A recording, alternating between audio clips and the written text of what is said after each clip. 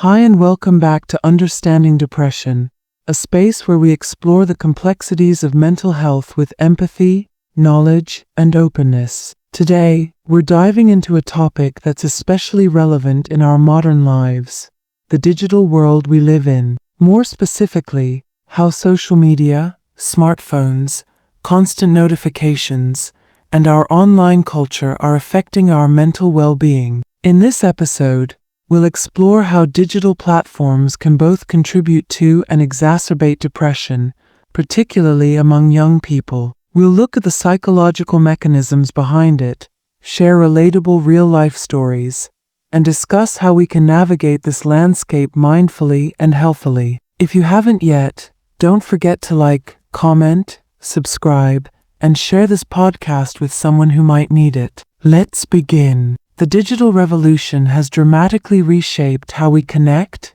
learn, work, and spend our leisure time. With the rise of smartphones, we are now almost constantly connected, online 24/7, whether by choice or habit. Social media platforms like Instagram, TikTok, Twitter, and Facebook are designed to hold our attention, using algorithms that reward engagement. But behind these seemingly harmless scrolls and swipes, there's a deeper impact unfolding, especially when it comes to our mental health. On average, people check their phones over 90 times a day. For teenagers and young adults, that number is even higher. Many spend up to 7 hours or more daily on their phones, often switching between apps without pause. But what happens to our minds when we're this plugged in?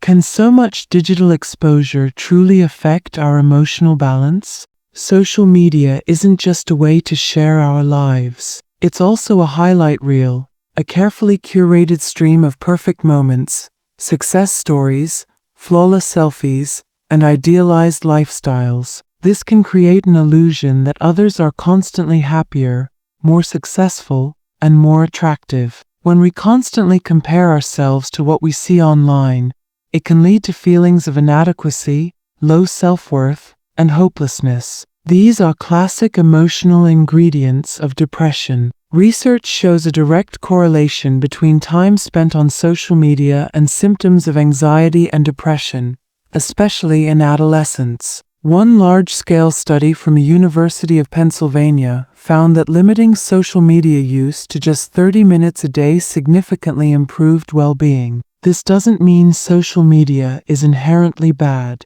but the way we use it, passively scrolling, seeking validation through likes, or measuring our worth through digital engagement, can be harmful. Our brains are wired for reward. Every like, notification, or comment triggers a small release of dopamine, the feel-good chemical linked to pleasure and motivation. Over time, we can become addicted to this cycle. Social media platforms are intentionally built to exploit this neurological loop. You post a photo, you wait for likes, you feel good, or you don't, and spiral into self-doubt. This reward system can make it difficult to disconnect. We start reaching for our phones even when we're not consciously thinking about it. And when our dopamine cravings aren't met, like when a post doesn't get the attention we hoped for, it can lead to emotional lows. This pattern mimics the addictive mechanisms of gambling or substance use,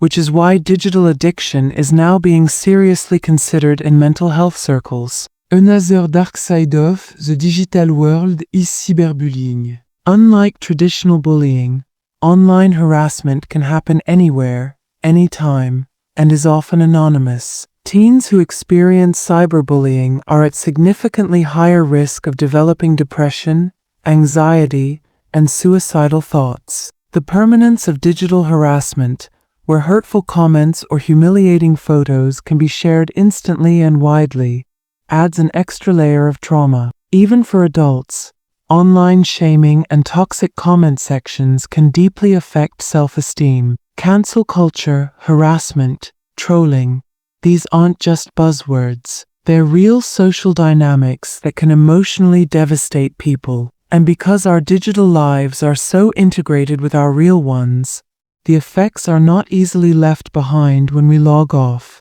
One of the most underdiscussed yet critical ways technology affects our mental health is through sleep. Blue light from screens suppresses melatonin, the hormone that regulates sleep. Late-night scrolling, binge-watching, or gaming can delay sleep onset, reduce sleep quality, and increase the risk of insomnia. And there's a well-established link between poor sleep and depression. Sleep is essential for emotional regulation, memory consolidation, and physical health. When our sleep cycles are chronically disrupted by digital behavior, our mood, concentration, and coping mechanisms take a hit. Creating digital boundaries around bedtime is one small but powerful way to protect our mental health. Let's pause for a moment and ask, is technology the enemy?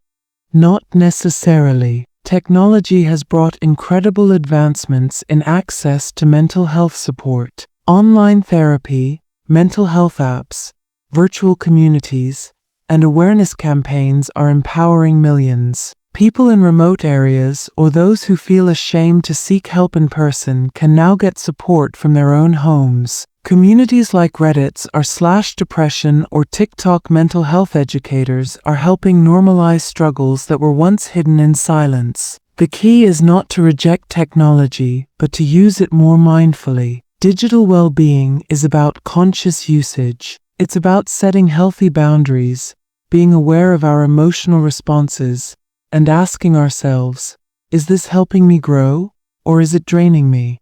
Some tips that may help. Use screen time trackers to become more aware of usage patterns. Create tech-free zones, especially before bed. Unfollow accounts that make you feel worse about yourself. Prioritize real-life connections, even short conversations offline. Practice digital detoxes. Take weekends or evenings off when possible. Being intentional with your digital life is not about missing out. It's about reclaiming peace of mind.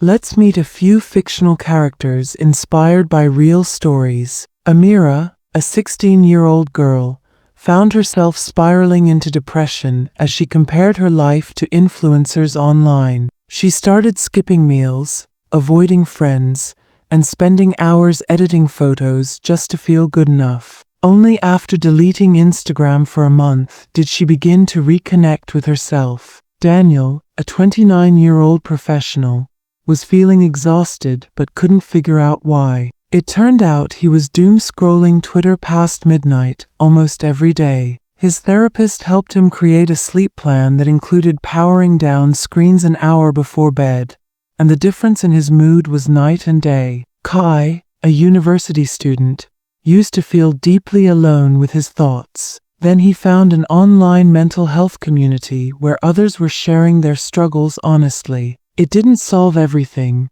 but it made him feel seen, and that made a difference. We are just beginning to understand the full psychological effects of living in a digital-first world, but awareness is growing. Schools are teaching digital literacy. Tech companies are being held more accountable. Health organizations are developing new guidelines. The future will likely involve smarter, more compassionate use of technology. Artificial intelligence could be used to predict depressive episodes. VR therapy may become more accessible, and digital tools might support, not replace, human connection. But no tool will ever be more powerful than real empathy, honest conversations, and supportive relationships. We've covered a lot today, from social comparison and dopamine cycles to cyberbullying, sleep, and stories of hope. The truth is, we're all still figuring it out,